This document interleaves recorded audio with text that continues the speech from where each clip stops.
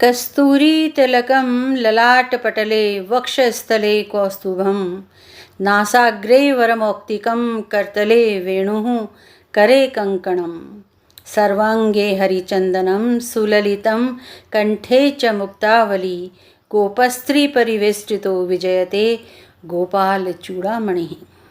जिनके मस्तक पर कस्तूरी का तिलक लगा हुआ है, वक्षस्थल में कौस्तुभ मणि दैदीप्यमान हो रही है, नाक में मोती का आभूषण पहने हैं, हाथ में बांसुरी धारण किए हैं, दोनों बाहुओं में कंकण पहने हुए हैं, समस्त शरीर में सुंदर सुगंधित चंदन लगाए हुए हैं, गले में मोतियों की माला धारण किए हैं तथा जिनके चारों ओर ग्वालों की स्त्रियां खड़ी हैं, ऐसे ग्वालों में श्रेष्ठ भगवान श्री कृष्णचंद्र सरकार की सदैव जय हो।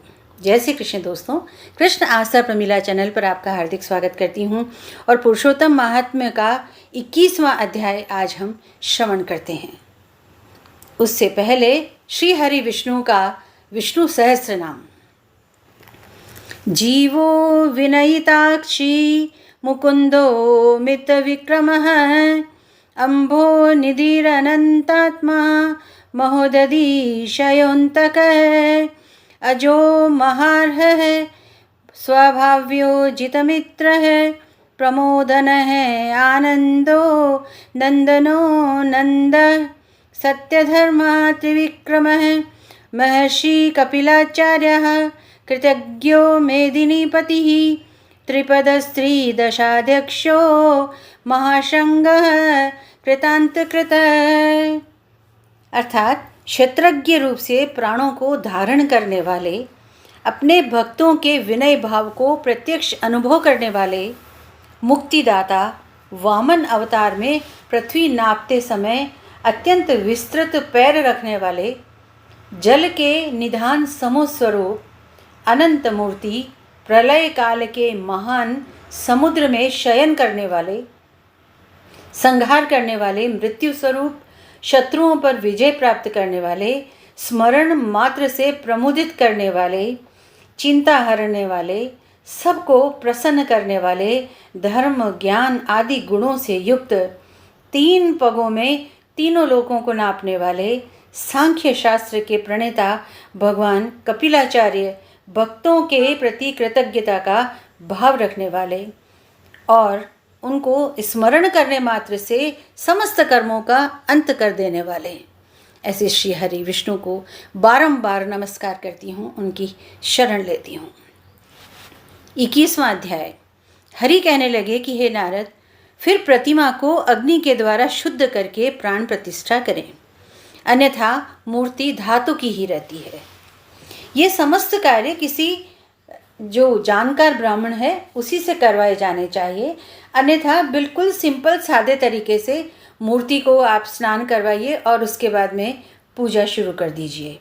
ऐसे पुरुषोत्तम के बीज से जैसे ही वेदों के मंत्र को जानने वाला ब्राह्मण निरंतर हृदय पर अंगूठा रखकर इन मंत्रों से हृदय में प्राण प्रतिष्ठा करते हैं, इस मूर्ति के लिए प्राण रहे या इस मूर्ति के लिए प्राण जाएं। इस प्रकार प्रतिमा के देवत्व आने के लिए मंत्रों को पढ़ना आवश्यक है। इस प्रकार प्राणों को प्रतिमा में रखकर श्री पुरुषोत्तम भगवान का ध्यान करना चाहिए और इस प्रकार कहना चाहिए कि हे पुरुषोत्तम, मैं यह आसन श्री राधा कृष्ण को अर्पण करता हूँ। गंगादिक सब तीर्थों से प्रार्थना करके मेरे द्वारा लाया हुआ जल सुख से स्पर्श करने योग्य है, भगवान पाद्य के लिए ग्रहण कीजिए। ऐसा कहकर पाद्य अर्पण करें। श्री गंगा जी से जल लाकर सुंदर कलश में रखे हुए इस गंगा जल का आचमन कीजिए। ऐसा कहकर आचमन अर्पण करें, फिर पंचामृत से स्नान कराएं, आचमन दें। सब कामनाओं की सिद्धि के लिए पीतांबर भेंट करें। इस प्रकार वस्त्र दे करके आचमन कराएं। हे नारद, इस संसार सागर से आप मेरी रक्षा करें, ऐसा कहकर अंगोछा सहित यज्ञोपवीत ग्रहण करें। ऐसा कहकर यज्ञोपवीत अर्पण करें। हे श्रेष्ठ, सुगंध युक्त मनोहर दिव्य चंदन के विलेपन को प्रीति के लिए ग्रहण करें। ऐसा कहकर भगवान को चंदन लगाएं। हे पुरुषोत्तम, शोभायमान अक्षत को ग्रहण कीजिए। ऐसा कहकर अक्षत चढ़ाएं। इस प्रकार से प्रत्येक अंग की पूजा करें पुष्प लेकर के। और उसके बाद में आरती करें और भोग अर्पित करें। इस तरह से 21वां अध्याय संपूर्ण हुआ।